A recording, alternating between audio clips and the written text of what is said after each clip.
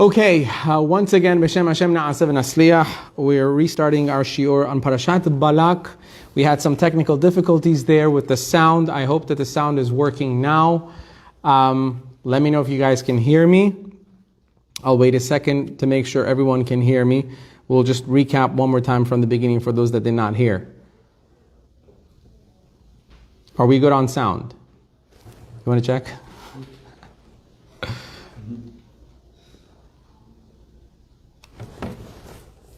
Okay, great. I think we're good. So the pasuk says in Parashat Balak, pasuk said, "Ma eqov kol lo gava el." When Bilam was trying to curse Bnei Israel, he was not able to. He was unsuccessful in cursing Bnei Israel. Finally, he says, "What can I do? I cannot curse what God has not cursed."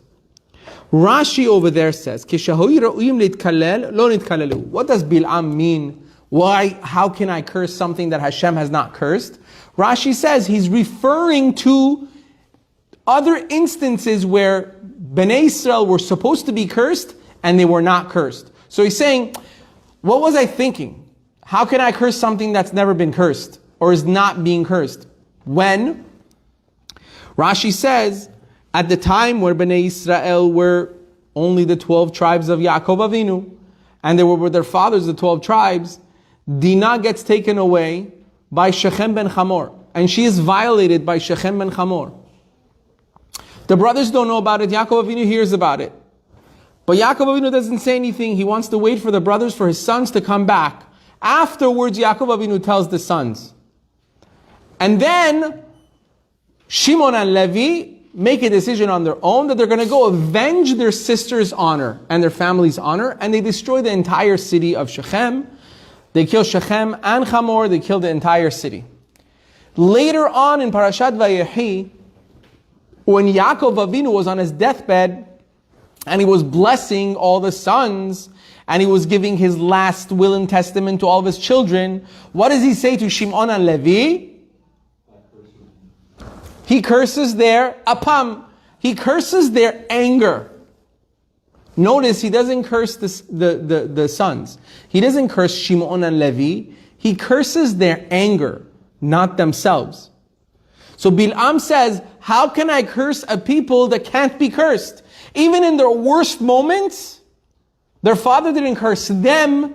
He cursed their anger. He cursed the mistake that they made. Wait.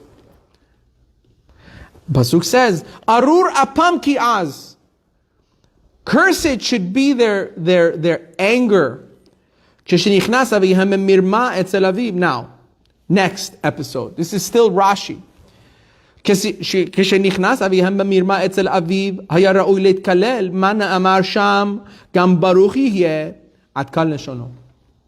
Another instance where their forefathers should have been cursed. When is the other instance? Everybody should know this one. When is another time in Jewish history that our forefathers should have been cursed but was not?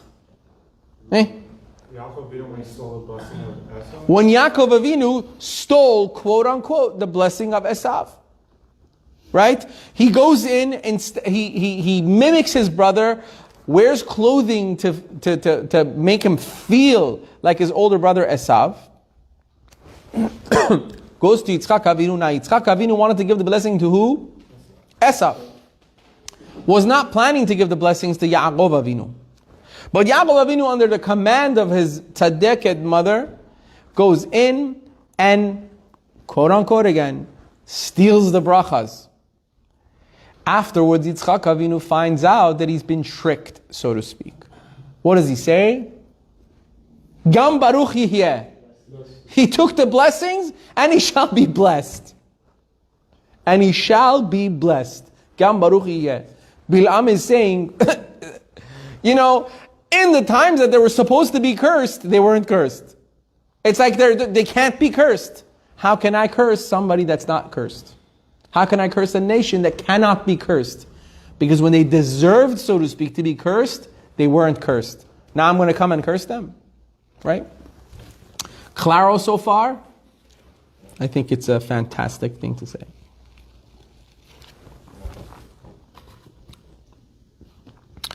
Here's the Zera Shimshon's question. Zera Shimshon's question tonight is on Rashi. Anybody want to take a guess as to what the question on Rashi is? Yeah. Is it, if Bilam was aware of the fact that nobody's able to curse the Jewish people, why did he even bother? Is that the question? No. Good question, though. Good question. Anybody? What money is involved? Thank you, Bobby, for that commentary. Don't you think the order should be the other way around? The way Rashi is putting it? What came first? Rashi lists two instances when Bnei Israel should have been cursed. He first lists the one with Yaakov Avinu and his sons, and then he goes backwards and he says, and also with Yitzchak Avinu and Yaakov, when Yaakov was leaving, when he was receiving the brachot. Shouldn't have been the other way around.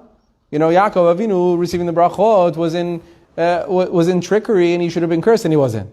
Then later on with Yaakov Avinu's sons, Yaakov Avinu should have cursed them, but he didn't. He only cursed their anger. Why does he switch those? Veyesh lomar. So he says we can answer with this introduction. שממעשה יעקב לא יש להוכיח כל כך, אבל לאחר שאבי מעשה שמעון ולוי, אז יש הוכחה גמורה מיעקב. It says because from the story of Yaakov Avinu, you couldn't really start to bring the proof until you saw the story of the brothers, and then you could go backwards and learn something out from Yaakov Avinu. How so? והיינו, שיעקב לקח הברכות במרמה, because Yaakov Avinu, true, he took these brachot from Esav, so to speak, in trickery, and ויצחק כשנתן לו הברכות, לא היה פיו וליבו שווים. And when Yitzchak Avinu actually gave these blessings to Yaakov, his heart and his mouth were not equal. His heart was thinking one thing, his mouth was saying another. His heart was thinking he's giving the brachot to Esav. His mouth ended up giving the brachot to Yaakov. So he technically gave the brachot to Yaakov, the rightful person, the rightful owner, recipient of those brachot. But at the same time, his heart was on Esav. He was thinking he's giving it to Esav.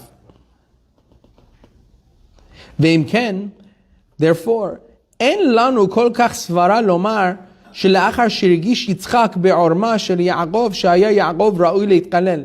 Therefore he says, it's not so much that we could say that Yaakov Avinu could really be cursed here.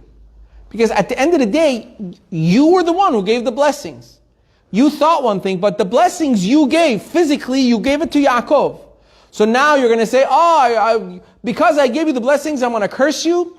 Doesn't work so well. You don't have much to go on yet to say that it was a mistake. I'm going to take the brachot back. I'm going to curse you. Why? Because even though your heart was in one place and your mouth was in another, at the end of the day, the mouth did do something differently. Your mouth gave brachot. Your mouth gave blessings. You were only missing one side of the equation. Your heart was somewhere else, but one side was the right place. Your mouth was in the right place. It was giving the brachot. And it did. At the end of the day, he did give the blessings. Ve'efshar, and therefore it could be shemishum hachi chazar b'chayamam gam baruch yeh. And it could be said that, you know why Yitzchak Avinu at the end said, you know what? Yes, I made a mistake giving the brachot to the wrong brother, but you know what? Gam baruch yeh. What's done is done. He shall be blessed. So Rashi couldn't bring this instant as the first proof to say this was a mistake. Why? Because you could say, you know what? No, Yitzchak Avinu at the end that said, you should be blessed. Because it's like, okay, I gave the brachot, and maybe it was meant to be, so I gave it, no, you should be blessed. It's still his son. So you didn't have enough of a proof to come and say, why didn't Yitzchak Avinu curse Yaakov? You know why he didn't? Because, he gave the brachot. He ended up giving the brachot to Yaakov. So you know what? As we say, Nusha Junet, enjoy. I gave it to the wrong person, but you know what? Enjoy it. Why not? But then, but once we have the story of Shimon and Levi, then we have more to go on to say, why didn't he curse? Why? Because now, we're going to go a little deep now. Y'all here? שכתב הארי זיכרונו לחיי העולם הבא. The Arizal HaKadosh says in his Sefer, שתרח בא על אשתו נידה, והוא צריכו שניהם להתגלגל להסיר מהם זוהמה זו. Terach, who is Terach? Avraham Avinu's father. It says that Terach cohabited with his wife while she was a nida. And because of that, they both needed to be mitgalgel. They need to come back as reincarnations to fix this problem, to make a tikkun for this problem. Uva Terach begilgul be'Iyov. Terach came as a gilgul, as a reincarnation in Iyov. Everybody knows the story of Iyov. He had a lot of hardships in his life. Terach came back as Iyov to pay back for the mistakes he made in his life. Ve'ishto, Terach's wife, came back as Dinah. Dinah was the reincarnation of Avraham Avinu's mother, Terach's wife. Huh? Shenasa'a achar kach le'Iyov, which at the end later on is brought down that she ends up marrying Iyov. Again. Vesiman ledavar. And what's the siman? What's the sign that we know this to be true? Nida behavcha Dinah. The word nida, turn it around and you get Dinah. Right? Iyov al yedeh yisurin husra mimenu zot hazohama. Iyov, through all of his yisurim, through all the hardships that Iyov went through in his life, he was able to escape the zohama and purify himself and make a tikkun. But Dinah, how did Dinah make a tikkun? Be'oto bi'ah sheba aleha Shechem ben Chamor. With that violation that Shechem ben Chamor did to her, sha'av mimena kol hazoma v'nitara. He extracted all of that tum'ah from Dinah and she became purified. So her neshama became pure through that yisurim and through that cohabitation with Shechem.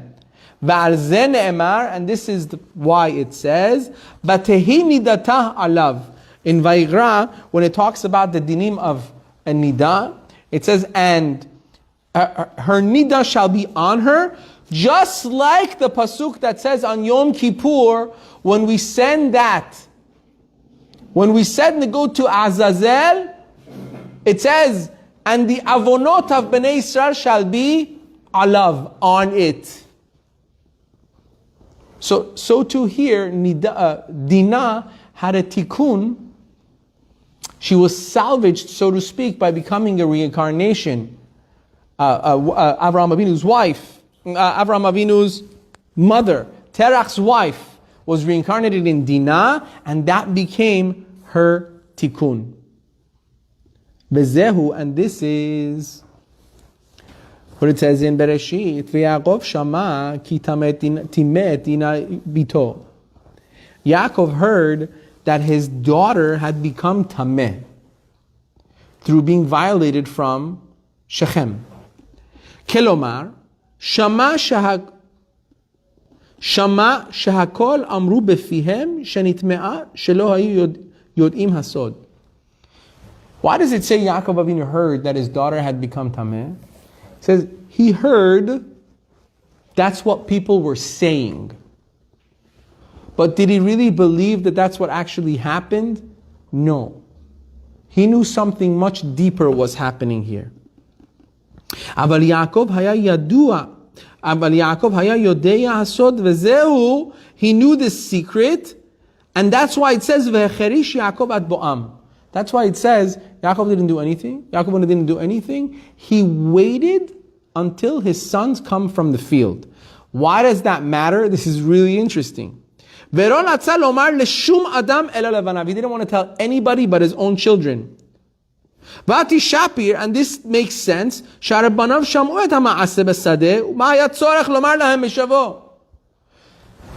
Why did Yaakov Avinu need to tell his sons when they come from the field? Why did he need to tell them that Dinah was violated? if you read the Pasukim, the brothers heard that she was violated while they were in the field. They already knew.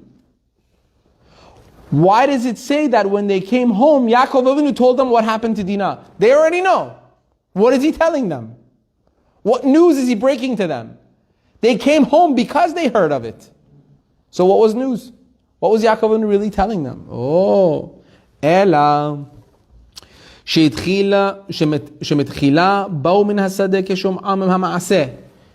the beginning, they came from the field when they heard what had happened to their sister.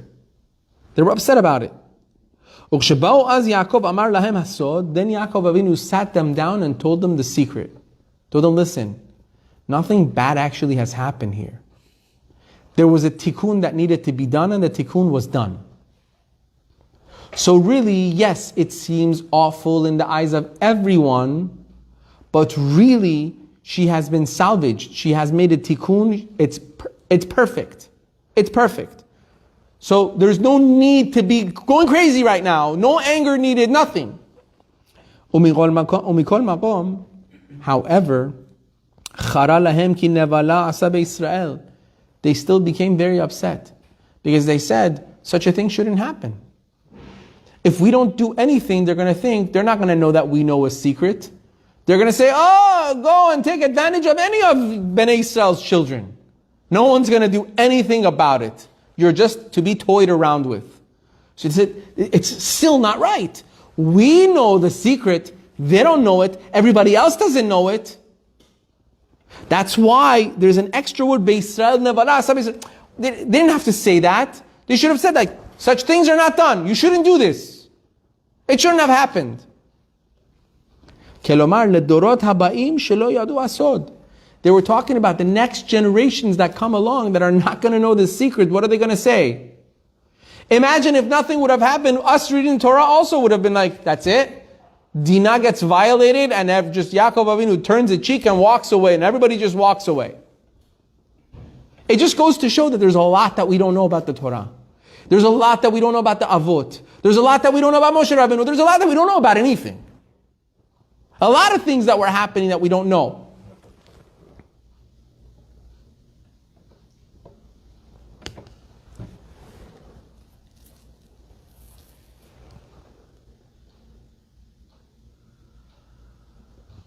Okay, so to answer a question that just came up, as we said before, the reason why Dinah had to go through this tikkun was because, as mentioned before, Avraham Avinu's father, Terach, and his wife cohabited with each other while she was in Nidah.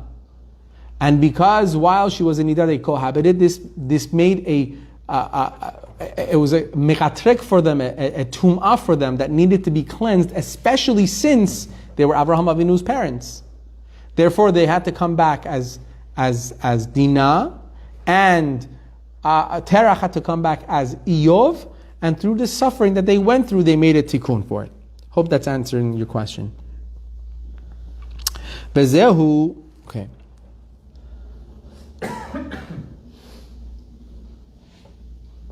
So he says, "Va'af al pi sheyad'u hasod v'ha'emet," even though the brothers knew the emet, they knew the truth, and they knew the secret, she'adraban Dinah nitara, she became tahor because of it.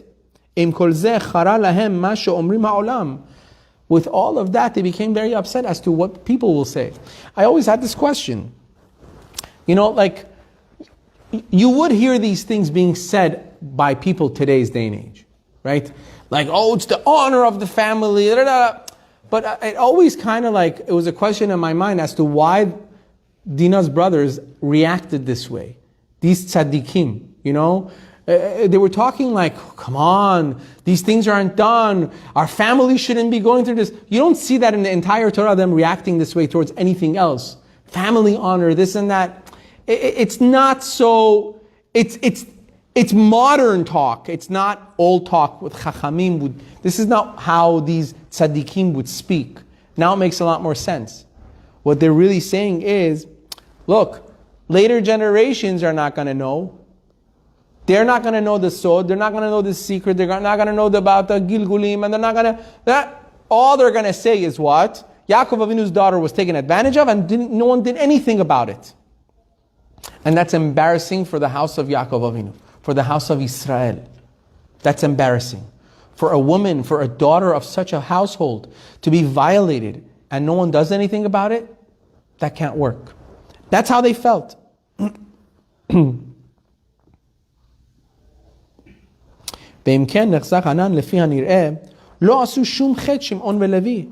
So he says, now when we look at it, Shimon and Levi they didn't make any mistakes. They had no chet, they had no sin. Because they were timed dina. They took advantage of Yaakov Avinu's daughter.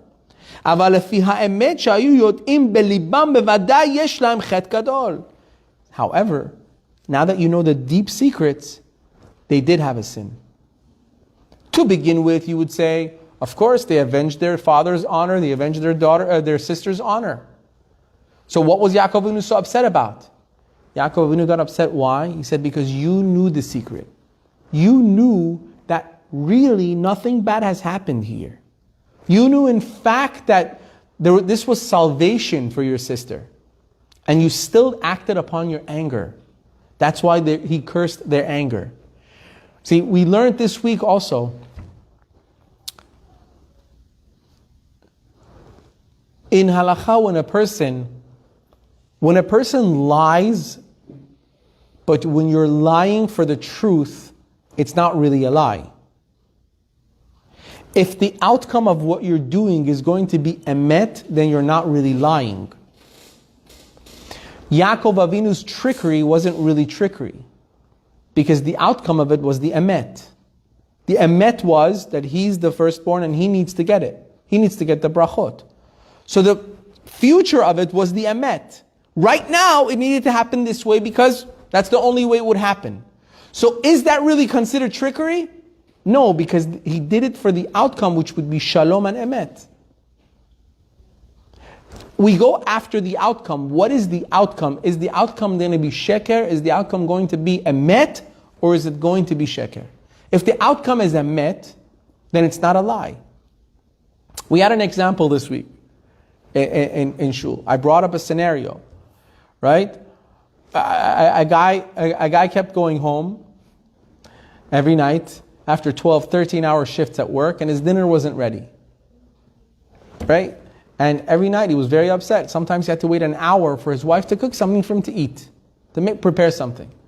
So they would get into fights, they would get into arguments. It is what it is. Men will be men. When they're tired, when they're hungry, they're cranky, right? Unfortunately. So one day he's going home and he smells like a good smell from a restaurant. And he figures, why should I go home, get upset at my wife? I'm on an empty stomach. She's probably busy, whatever. She probably didn't cook anything again. I'll go eat something and I'll go home happy. Right? It's a win-win situation. So he goes and sits down and he eats as much as he wants, enjoys himself, and he's got a nice smile on his face. He eats a nice steak dinner. He goes home, opens the door, bah! There's a candlelit dinner, table is set, and the wife has cooked all sorts of different things, all of them dairy. There's pasta, there's pizza, there's you name it. Calzone. She's got the works, and she's worked very hard to set this together. What does he do? Does he eat? To eat or not to eat is the question. So I posed this question on Shabbat. All of the men, all 200 of them, before I even finished the question, are like, eat!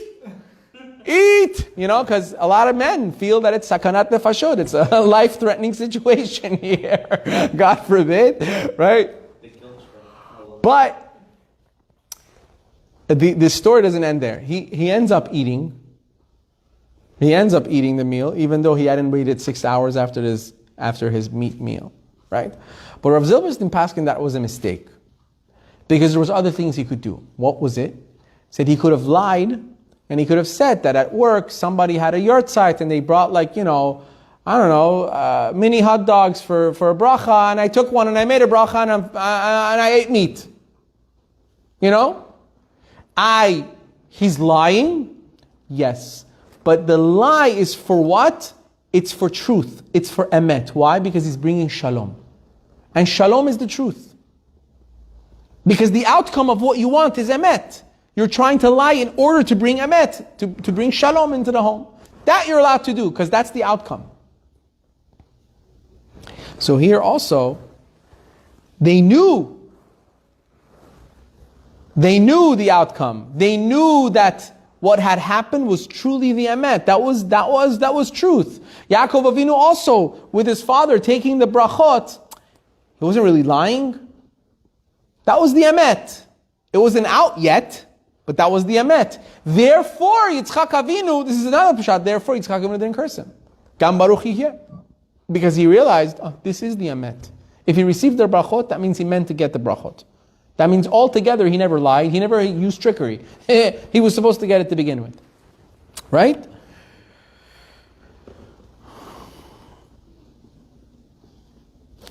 So he says, therefore, where did we leave off?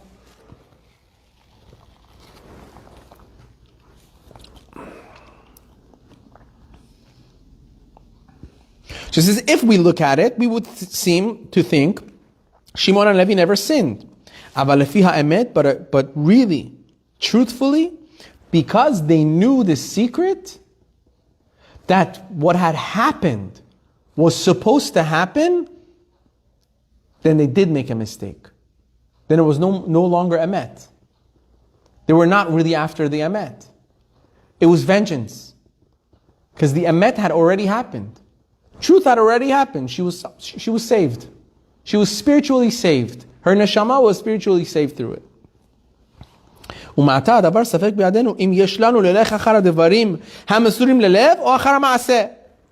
we have a safek.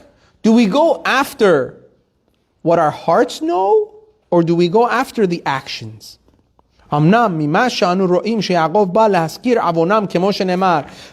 see that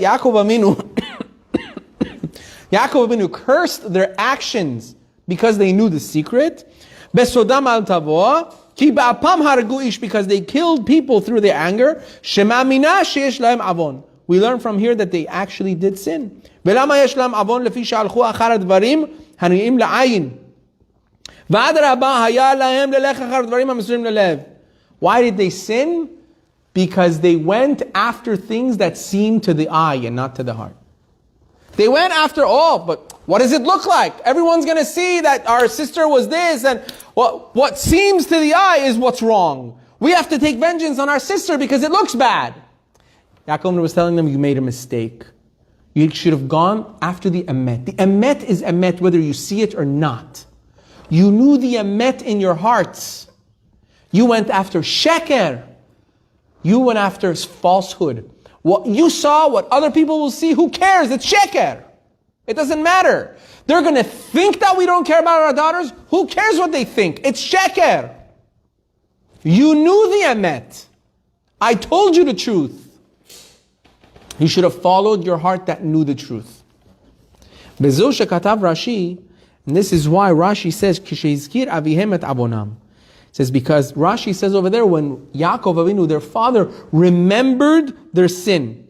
With all of that, he didn't curse them, but only their wrath. But with Yaakov Avinu, if we would have gone after the heart, Yaakov Avinu would have never deserved the bracha. When Yaakov Avinu got the bracha from Yitzchak Avinu, if he would have gone after the heart, he would not have deserved the bracha. Because Yitzchak's heart was what? I'm giving the bracha to Esav. In that scenario, it was vice versa. Yitzchak Avinu in his heart thought, I'm giving the bracha to Esav. His actions did what? Gave the brachas to Yaakov. You understand? Because the emet then was, the truth was what? The giving of the bracha to Yaakov Avinu. You go after where the truth lies. What was the truth in that scenario? Yaakov Avinu deserved the brachot. He deserved the first right brachot. And he received them.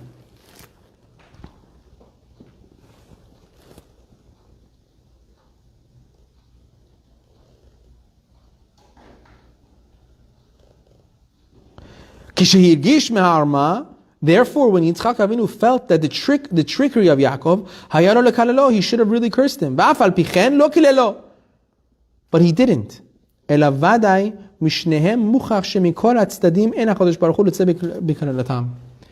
Rashi is bringing out that we see from both sides that Hashem doesn't want to curse the Jews. Whether it's in the heart or it was in the actions, somehow the Jews had some kind of protection that Hashem didn't want any curses on the Jews. Therefore, it says that's why Bil'am used that lashon. Bil'am used that language. And he said, what can I do? Any way you look at it, Hashem doesn't want to curse them. There has been instances in history where they should have been cursed, each way you look at it. But he still didn't curse them. There is no curse on these people. Okay. Okay, so that's that. Therefore, the answer to the first question that we had was quite simple. It said, because why did Rashi first bring the story of Yaakov Avinu and his sons, which happened later in time, and then bring the proof from the story of Yitzchak and Yitzchak Avinu giving the blessings to Yaakov Avinu? And he said, because you wouldn't see from the actions of Yitzchak Avinu as much proof to what we're trying to prove here, which is what? They go after the emet. He needed to first bring what was happening in the heart of the people. In the heart meant that the sons of Yaakov Avinu knew, in their heart, they knew a secret. Nothing that was on the outside. Where in the scenario of Yitzchak Avinu, it was all on the outside. What was happening was on the outside. He was giving the brachot, but in his heart was what did not know the truth. Yitzchak Avinu's heart was what was being mistaken, trying to give the brachot to Yitzchak Avinu. It's interesting that I learned something again about chinuch from here, about raising kids. The Chachamim say that whenever you want to chastise a child, you want to tell a kid that they did the most horrible thing, whatever. They're mischievous, they did things. And a lot of times you want or you feel like you want to tell a child, oh, you're so awful, you're so bad, this and that. I'm saying you never do that. You can never tell a kid you are bad or you are awful, or you're crazy, you're this. You have to always pinpoint what they did and say, what you did was awful. What you did was wrong. What you did was bad. Because you want to tell them that the actions were bad. They're not bad. They're amazing. You love them through and through, no matter what. Because they're good. They're great. They're fantastic. And therefore, because they're so good, you did not expect them to do something so bad. So their actions were bad. When you say that a son or a daughter is bad, what are they going to think? Like, okay, listen, my dad said so, my mom said so, I'm bad. It is what it is. So why stop there? I'm just going to continue doing what I'm doing. Why? Because, hey, evidently, I'm bad. And bad people do bad things all the time. So I'm just going to continue. Rather than say the person is bad, you say their actions are bad. And when they know their actions are bad, automatically in their mind they're thinking, I'm good. I just made a mistake. Those actions were bad. And that's what Yaakov Avinu did to Shimon and Levi. That's exactly what he did. He cursed their anger. He was telling Shimon and Levi, you're not bad. The action that came out of you was bad. Your anger was bad. I don't want to part in your anger. But you two yourselves, you're my sons. How could you be bad? You're not bad. You're wonderful. It's your actions that were bad. Baruch Adonai le'olam. Amen ve'amen.